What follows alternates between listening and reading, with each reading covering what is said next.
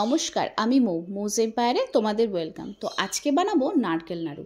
তো নারকেল নাড়ু বানানোর জন্য দেখো আমি নিয়ে নিয়েছি, নারকেলটা কুড়ে নিয়ে নিয়েছি, তার মধ্যে দিয়ে দিয়েছি চিনি, আর চিনিটার মধ্যে অল্প একটু কর্পূর আর কয়েকটা এলাচ দিয়ে চিনিটাকে আমি একদম ব্লেন্ড করে নিয়ে নারকেলের সাথে দেখো এইভাবে মিশিয়ে নিয়েছি। আর ওই চিনির ব্লেন্ডারটা ধোয়া জলটাই অল্প একটু দিয়ে আমি নারকেলটাকে খুব ভালো করে এইভাবে চটকে চটকে নারকেলটাকে খুব ভালো করে এইভাবে মেখে নিতে হবে।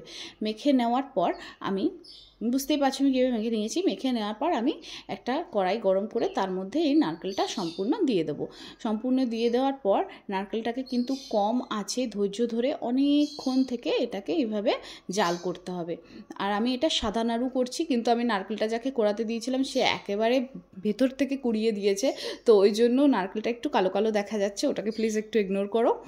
তো দেখো নারকেলটা আমি এইভাবে নেড়ে নেড়ে ভাজতে হবে। আর আমি না একটু কড়া পাকের নাড়ু করব, যাতে নাড়ুটা কিছুদিন থাকে। আর একদম যদি তুমি একটু মানে জলজলা টাইপের করো, ওই নাড়ুটা কিন্তু খুব বেশি দিন রেখে খাওয়া যায় না। আর এইভাবে কড়া পাকের নাড়ুটা করলে নাড়ুটা বেশ কিছুদিন রেখে খাওয়া যায়। তো দেখো নাড়ুটা অলমোস্ট প্রায় হয়ে এসছে, নাড়ুর যে পুরটা, হ্যাঁ, তো আমরা এটাকে কাই বলি।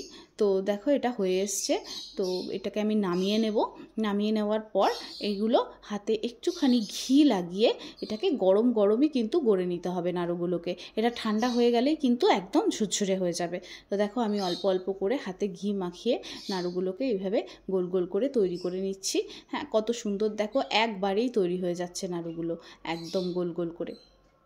তো আমি দেখো এরকম করে বেশ কয়েকটা নাড়ু তোমাদের বানিয়ে দেখিয়ে দিচ্ছি নাড়ুটা। আর নাড়ুটা লাল লাল লাগছে ঠিকই, কিন্তু এটা কিন্তু সম্পূর্ণ চিনির নাড়ু, এখানে কিন্তু আমি কোনো রকম গুড়ের ইউজ করিনি। কিন্তু আমি যেহেতু এটা বেশ কিছুদিন রেখে খাবো, ওই জন্য আমি এটাকে একটু কড়া পাকের করেছি।